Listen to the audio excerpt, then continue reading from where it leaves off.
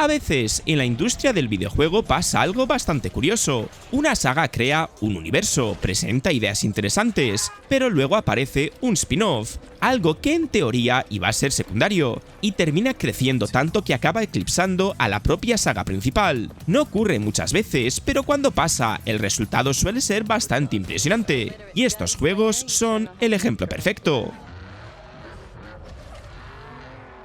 Y empezamos con Forza Horizon, que nació como un experimento dentro de Forza Motorsport. Cuando apareció por primera vez en 2012, mucha gente pensó que sería simplemente un experimento dentro de la saga Forza Motorsport, algo más relajado, más arcade, quizá un pequeño desvío dentro de una franquicia conocida por su simulación seria. Pero lo que terminó pasando fue justo lo contrario. Ese spin-off acabó creciendo tanto que para muchos jugadores terminó superando claramente a la saga principal. Y la razón principal es bastante sencilla. Forza Horizon entiende mejor lo que la mayoría de jugadores quiere de un juego de coches. Mientras Forza Motorsport siempre ha estado más centrado en circuitos cerrados, simulación, reglajes técnicos y carreras bastante formales, Horizon apuesta por algo mucho más libre y divertido. Aquí no estás encerrando en una pista dando vueltas, estás en mapas enormes, abiertos, llenos de carreteras, caminos, montañas, pueblos y secretos, que puedes recorrer como quieras.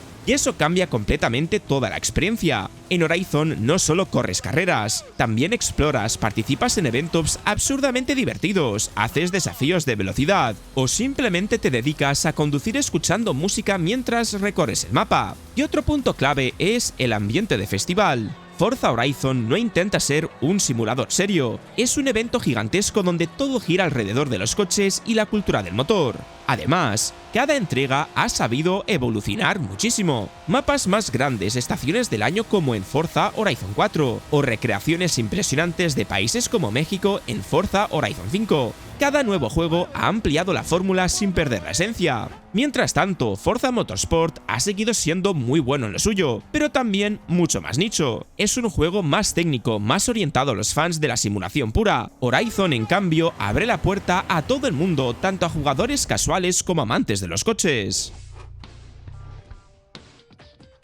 Y algo parecido ocurrió con los Sims, que en realidad este juego surgió como una idea derivada de SimCity, la saga donde construías y gestionabas ciudades. Para entenderlo hay que mirar de dónde venía la idea. El creador, Will Wright, estaba desarrollando un sistema para diseñar casas dentro de SimCity, una herramienta para construir viviendas, decorar habitaciones y experimentar con el interiorismo. Pero mientras trabajaba en ello se dio cuenta de que algo era muy curioso. Era divertido simplemente construir la casa y ver cómo vivía la gente dentro. Así nació la idea de los Sims. Y claro, el cambio de enfoque fue brutal. En SimCity manejabas una ciudad entera desde arriba, como si fueras un alcalde omnipotente. Pero en los Sims bajabas al nivel más humano posible.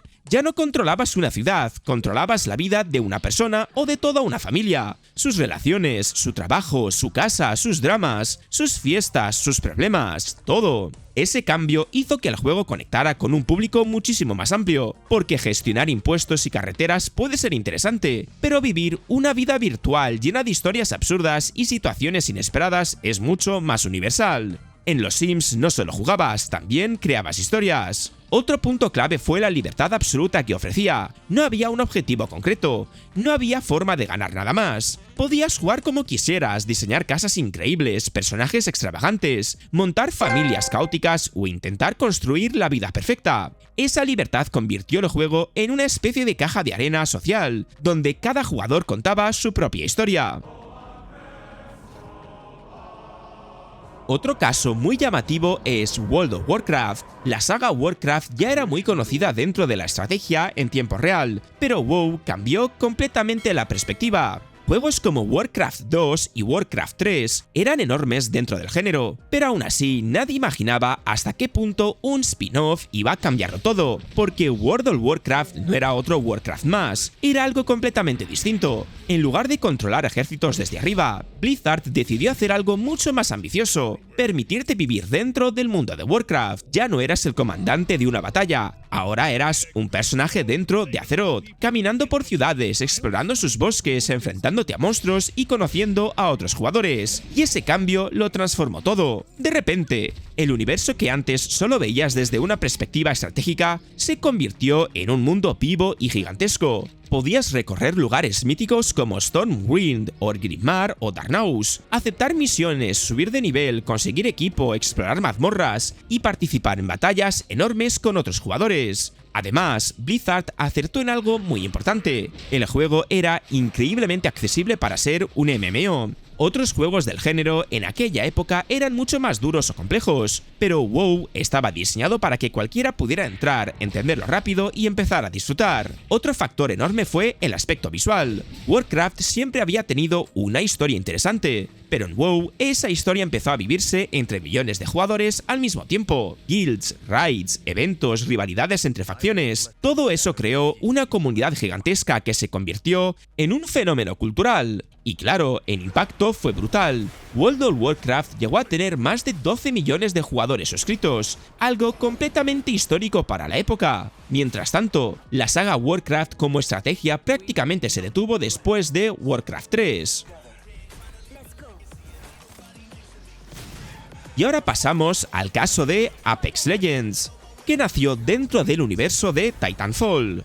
Y es que cuando salió, mucha gente se quedó bastante sorprendida. No porque el juego fuera malo, al contrario, sino porque nadie esperaba que un spin-off ambientado en el universo de Titanfall terminara convirtiéndose en algo mucho más grande que la propia saga principal. Y lo curioso es que todo pasó casi de golpe. La saga de Respawn, Titanfall, era un shooter espectacular, con una jugabilidad rapidísima basada en parkour, saltos por paredes y combates con mechas gigantes llamados titanes. Titanfall 2, de hecho, es considerado por muchos como uno de los mejores shooters de su generación. El problema es que, aunque era brillante, nunca vendió tanto como merecía. Salió en una ventana de lanzamiento muy complicada, rodeado de gigantes como Battlefield y Call of Duty, y eso le hizo mucho daño. Respawn sabía que el universo tenía potencial, pero necesitaban algo diferente. Así nació Apex Legends, un Battle Royale ambientado en el mismo mundo, pero con un enfoque totalmente nuevo, y aquí es donde estuvo la clave.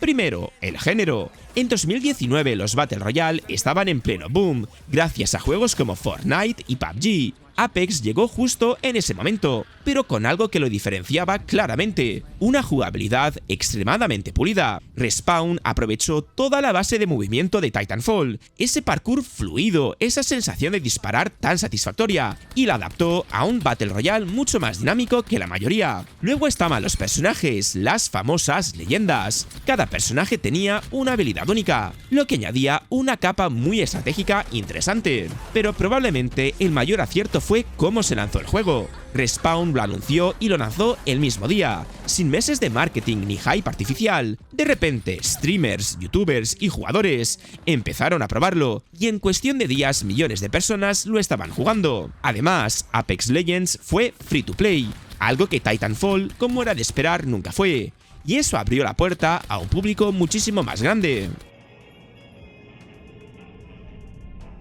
Y siguiendo con el top, nos encontramos con Fallout New Vegas, aunque técnicamente era un spin-off basado en Fallout 3. Este juego destacó por algo muy concreto: la profundidad de decisiones. En 2010 apareció Fallout New Vegas, que en teoría era solo un spin-off, no era Fallout 4, no era una gran secuela oficial, y además lo desarrollaba Obsidian, no Bethesda. En papel parecía simplemente otro juego usando el mismo motor y muchas mecánicas de Fallout 3. Sin embargo, con el tiempo pasó algo curioso. Muchísima gente empezó a considerarlo el mejor Fallout moderno. La razón principal es bastante clara cuando lo juegas: New Vegas es mucho más profundo como RPG. Fallout 3 era increíble para explorar, tenía un mundo devastado, oscuro, lleno de lugares interesantes que descubrir, pero muchas de sus decisiones y misiones eran relativamente simples. En cambio, New Vegas recuperó algo que los Fallout clásicos tenían muy marcado: las decisiones realmente complejas. Aquí casi ninguna facción es completamente buena o mala. Tienes a la NCR, que intenta construir la civilización pero también actúa como un gobierno imperialista. Tienes a Caesar Legión, brutal y autoritaria, pero con su propia lógica dentro del mundo. Y luego está Mr. House, con una visión totalmente distinta del futuro. Además, tus elecciones realmente cambian el mundo. Las misiones tienen muchas formas de resolverse, los diálogos dependen muchísimo de tus habilidades, y el final del juego puede variar muchísimo, según las decisiones que tomes durante toda la partida. Y otro punto importante es el tono del juego. New Vegas tiene una personalidad muy marcada. El ambiente del desierto de Mojave, el humor negro, las historias de los personajes secundarios, todo tiene un sabor muy particular. El mundo se siente vivo, extraño y lleno de pequeñas historias memorables.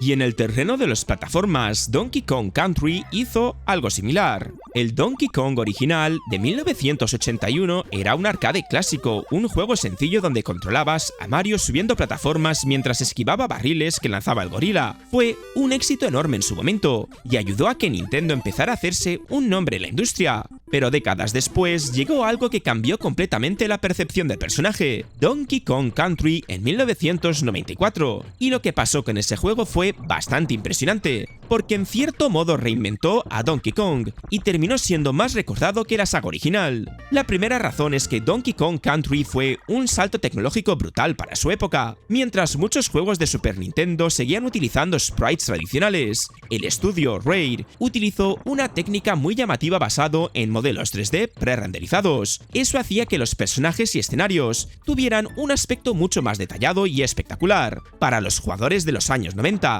ver ese juego en movimiento era casi como ver algo del futuro, pero el impacto no fue solo visual. El juego tenía una jugabilidad increíblemente pulida. Era un plataformas rápido, muy fluido, con niveles llenos de secretos, caminos alternativos y desafíos constantes. Cada fase introducía alguna idea nueva, desde minas con vagonetas hasta niveles submarinos o fases en la jungla llena de obstáculos. Además, Rare consiguió algo muy importante, darle una personalidad nueva al universo de Donkey Kong. Introdujeron personajes como Diddy Kong, villanos como King K. Rool, y un mundo lleno de animales aliados, música adorable y escenarios muy variados. El juego ya no era simplemente un gorila lanzando barriles en una pantalla fija, ahora era una aventura completa.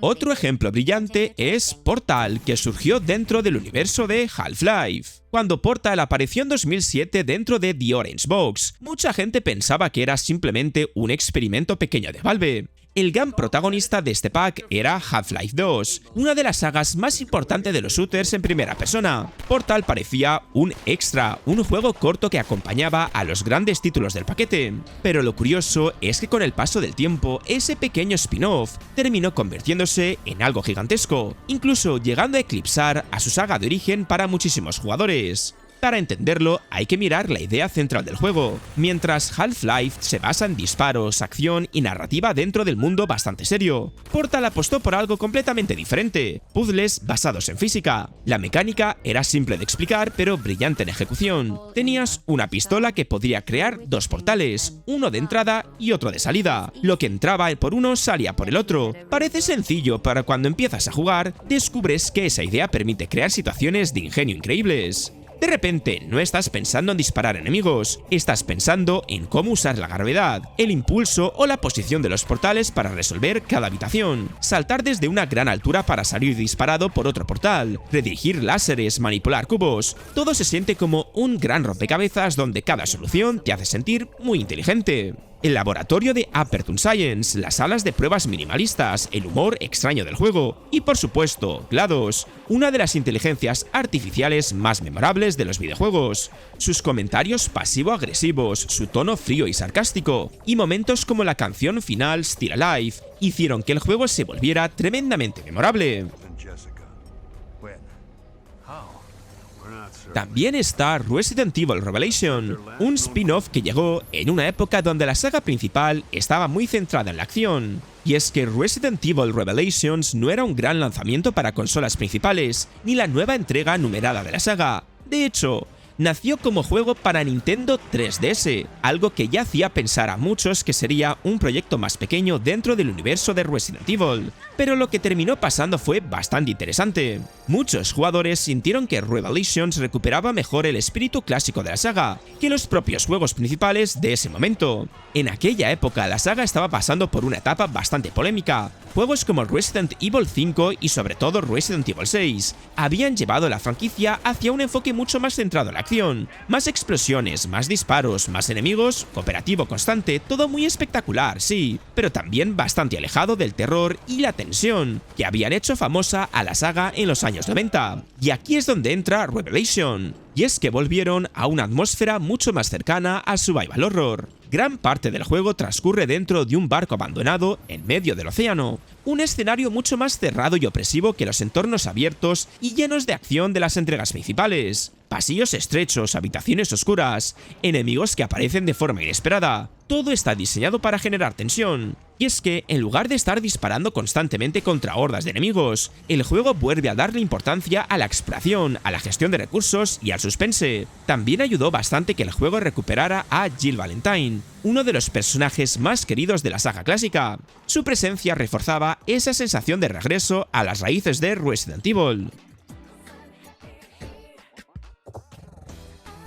En el mundo del RPG japonés encontramos Persona, que originalmente nació como un derivado de Shinji Megami Tensei. Juegos como Persona 5, por ejemplo, se han convertido en auténticos fenómenos, pero lo curioso es que Persona en realidad empezó como un spin-off de otra franquicia mucho más antigua, Shinji Megami Tensei. Shinji Megami Tensei llevaba años existiendo antes de que Persona apareciera. Era una saga de RPG bastante particular, muy centrada en demonios, decisiones morales, temas oscuros y una ambientación bastante seria. Los juegos solían ser duros, complejos y con una atmósfera bastante pesada. Tenía su público fiel, pero también eran títulos bastante de nicho. Entonces llegó Persona, y aunque mantenía algunas ideas básicas del universo de Shinji Megami Tensei, decidió ir en una dirección muy diferente. La gran clave fue que Persona mezcló el RPG tradicional con la vida cotidiana de estudiantes japoneses, y eso cambió completamente la experiencia. En Persona no solo luchas contra enemigos o exploras mazmorras, también vas al instituto, haces amigos, estudias para exámenes, sales con personajes, desarrollas relaciones, y todo eso influye directamente en el combate. Los famosos social links, por ejemplo, hacen que tus personajes se vuelvan más fuertes cuanto más conectas con otras personas. Y ese sistema creó algo muy especial, una mezcla de simulador social y RPG, que prácticamente ningún otro título estaba haciendo de esa misma forma. De repente, no solo nos preocupábamos por subir estadísticas o derrotar enemigos, también nos involucrábamos muchísimo con los personajes y sus historias.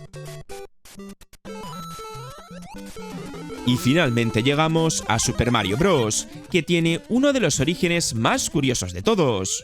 Y es que lo curioso, Mario ni siquiera nació como protagonista de su propia saga. De hecho, apareció por primera vez en el arcade de Donkey Kong en 1981. En aquel juego ni siquiera se llamaba Mario, se llamaba Jumpman, y su papel era bastante simple: subir plataformas mientras esquivaba barriles para rescatar a la chica. En ese momento, el personaje principal del juego era realmente Donkey Kong, el gorila que lanzaba los barriles. Mario era simplemente el tipo que intentaba sobrevivir, pero Nintendo vio algo interesante en ese personaje. Tenía carisma, un diseño muy reconocible y funcionaba muy bien dentro de los juegos de plataformas. Entonces llegó Super Mario Bros. En 1985, y ahí fue cuando todo explotó. La gran diferencia de este juego es que no era solo otro arcade de pantallas sueltas. Super Mario Bros. Creó una aventura completa, algo que en aquella época era bastante revolucionario. En lugar de superar niveles cortos independientes, el juego te llevaba por un mundo entero lleno de escenarios distintos, praderas, cuevas, castillos, niveles submarinos, todo conectado dentro de una progresión clara.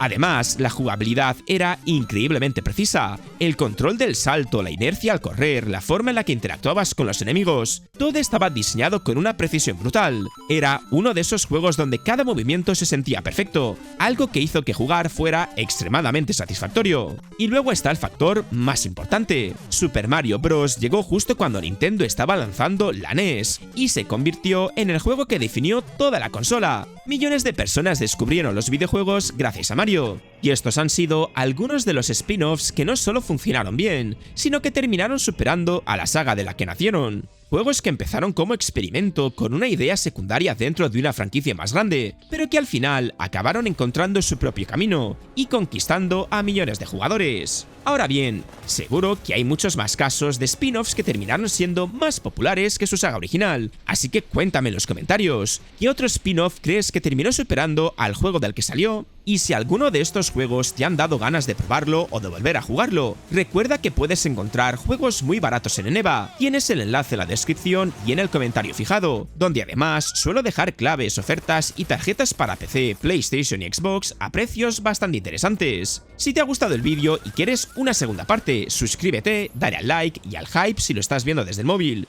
Dicho esto, nos vemos en el próximo vídeo.